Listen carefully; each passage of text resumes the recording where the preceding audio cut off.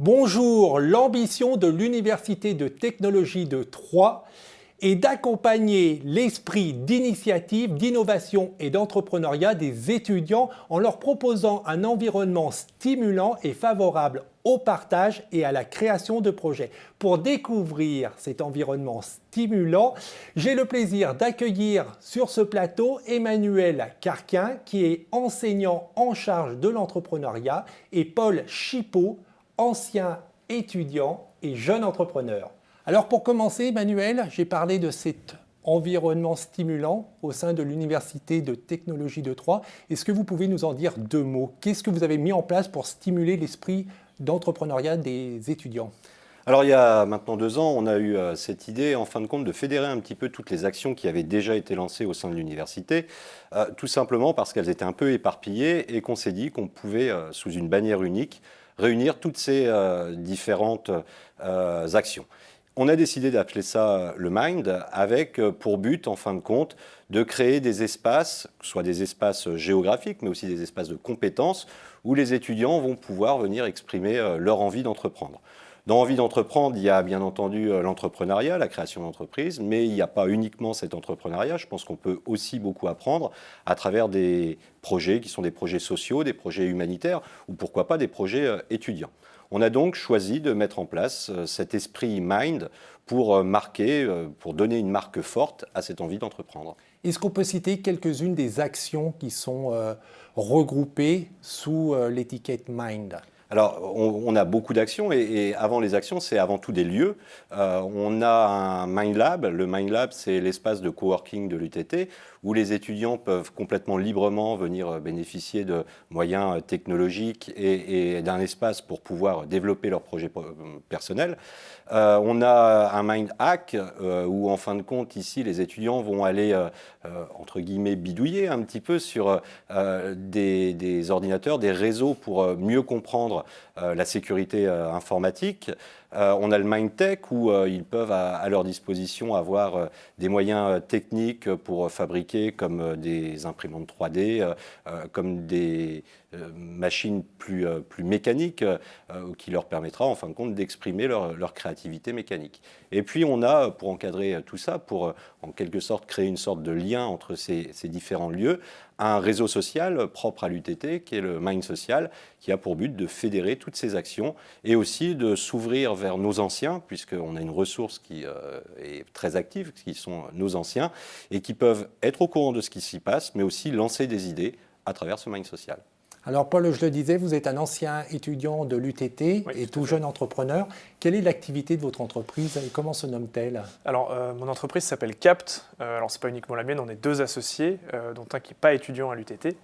Nous sommes spécialisés dans la conception et la fabrication de systèmes électroniques embarqués pour la gestion de flotte. Alors que ce soit des véhicules ou des machines, on vient agréger des données qui peuvent être par exemple des données de consommation ou des données de fonctionnement sur des machines avec des systèmes un petit peu sensibles. Et on vient remonter toutes ces données à l'aide de nos systèmes sur des applications qui permettent aux exploitants des machines de suivre et de comparer les consommations, éventuellement les défauts qui peuvent survenir au sein du moteur d'une machine. Voilà le niveau d'utilisation des différents lubrifiants et produits qui concourent au bon fonctionnement de la machine. Et donc nous, voilà, on propose ces solutions à tous les opérateurs de machines, véhicules. Et alors, de quel espace, compétences vous avez pu bénéficier au sein de l'UTT pour créer votre entreprise? Alors quand j'ai démarré l'entreprise avec mon associé en mai 2016, si je n'avais pas été étudiant à l'UTT, il est probable que le projet n'aurait pas pu, en tout cas, accélérer à la vitesse à laquelle il a accéléré.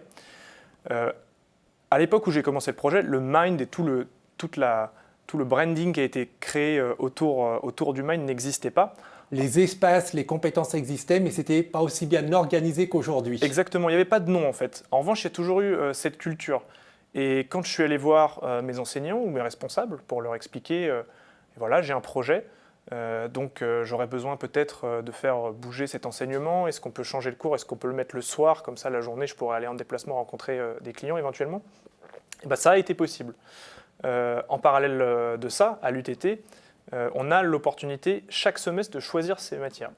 Et tout au long de mon projet, quand j'ai eu besoin d'aller acquérir une compétence spécifique, notamment en droit, en gestion, parce que dans un cursus d'ingénieur, ce n'est pas forcément les matières auxquelles on penserait immédiatement, eh bien, l'UTT m'a permis d'aller acquérir ces notions qui n'étaient pas forcément dans ma formation. Moi, j'étudiais l'informatique, et à un moment, j'ai eu des problèmes, par exemple, pour tout ce qui concernait la fabrication, l'industrialisation de nos produits.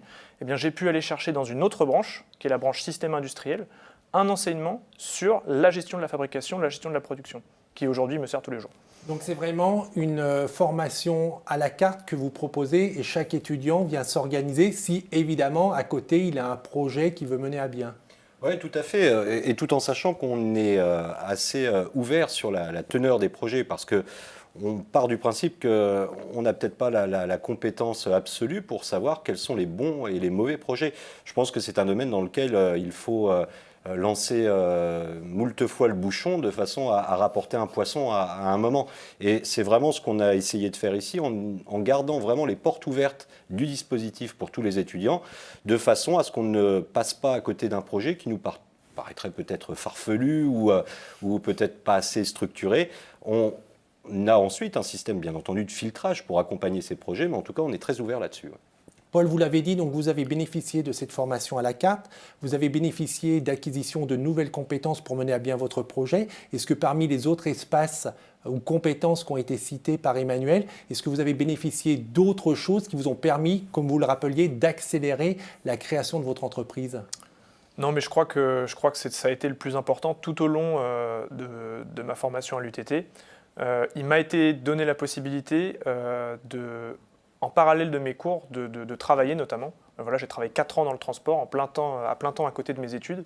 Ça n'a été possible que parce que l'UTT et mes responsables ont accepté justement de me faire confiance et de me dire « Très bien, Paul, tu as un projet professionnel, on va t'aider du mieux qu'on peut pour que tu puisses le réaliser de manière harmonieuse en parallèle de tes études. » Et moi, c'est ça qui m'a permis d'avoir déjà l'idée de mon entreprise et après de me sentir en confiance et de me dire avec ces dispositions, il n'y a pas de raison que je ne puisse pas me lancer. Donc non, c'est principalement ça. Bon, je n'ai pas cité l'enseignement qu'on a à l'UTT qui est d'une grande qualité, mais ça va sans dire. Qu'est-ce que vous attendez de cet environnement stimulant ? Parce que vous pourriez vous cantonner à la formation.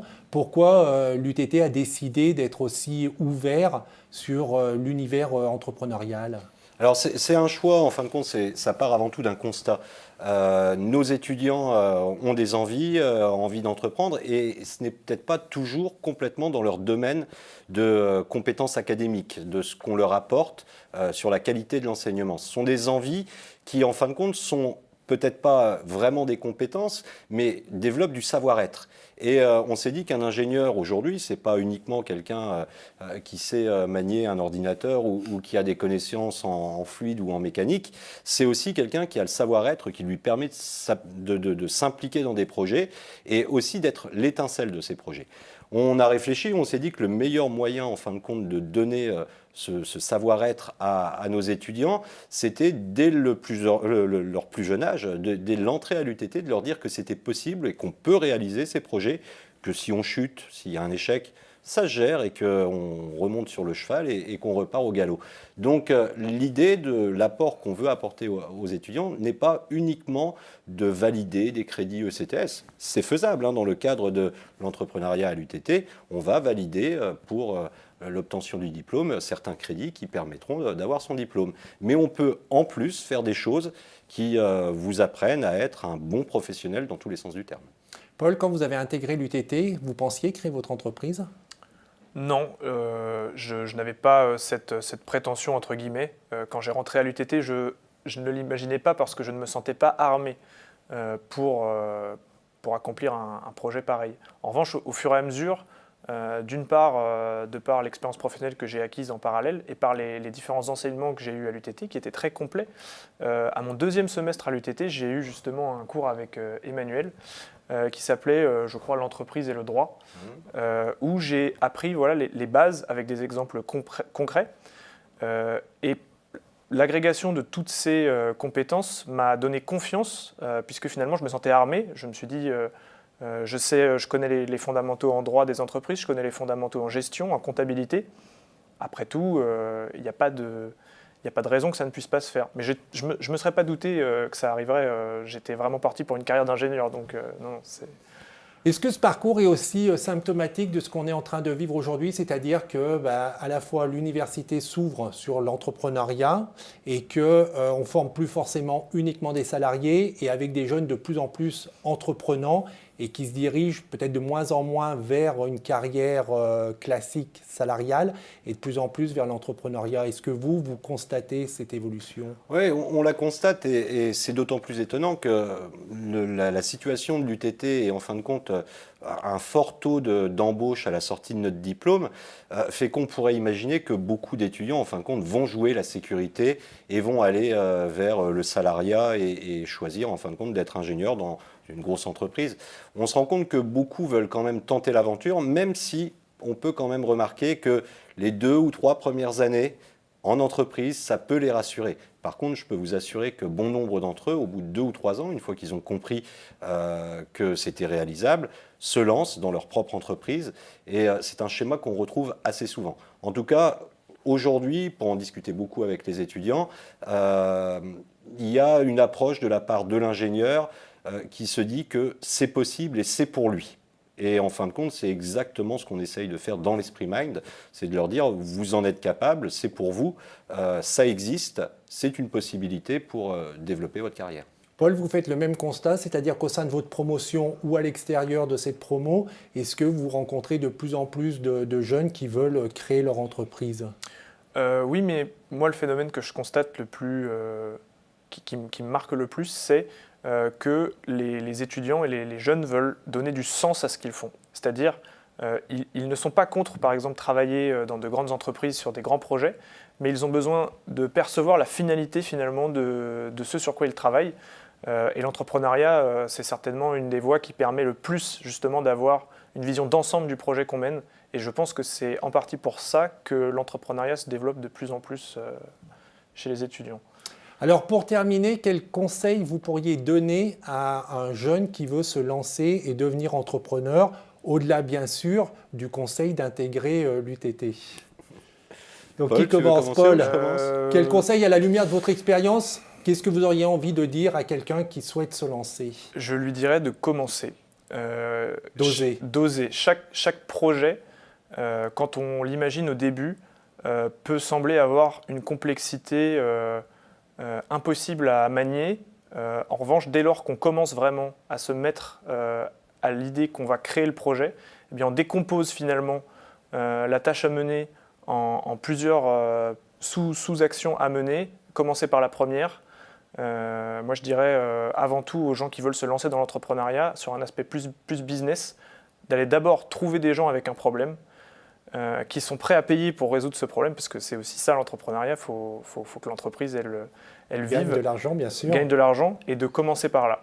Parce que j'ai vu malheureusement beaucoup de projets avec une super énergie et une vraie envie de réussir, qui n'ont jamais trouvé leur clientèle et qui finalement n'ont jamais pris. Donc ce seraient mes deux conseils. Voilà. Et rapidement, par oui ou par non, c'est comme ça que vous, CAPT, a été lancé, c'est-à-dire que quand vous avez fait votre stage dans cette entreprise de transport, il y avait un besoin, il y avait un problème, et CAPT est la réponse à ce problème ? Absolument. Pendant mes 3 ans dans le transport, j'ai vu un problème, on a décidé d'y répondre.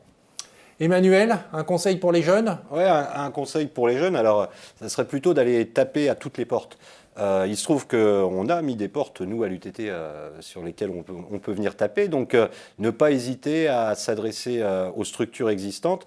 Vous l'avez sans doute remarqué, il y a de plus en plus de structures de soutien pour les jeunes entrepreneurs. Donc, il ne faut pas hésiter à taper à toutes les portes, sans prendre aussi quelques-unes sur le nez, puisque ça fait aussi partie du job de l'entrepreneur que de savoir gérer l'échec. Et puis, le dernier conseil, c'est ça, c'est de ne pas avoir peur de l'échec, puisque de toute façon, on finira toujours par apprendre quelque chose de ces échecs. Et donc, l'échec n'est pas un problème.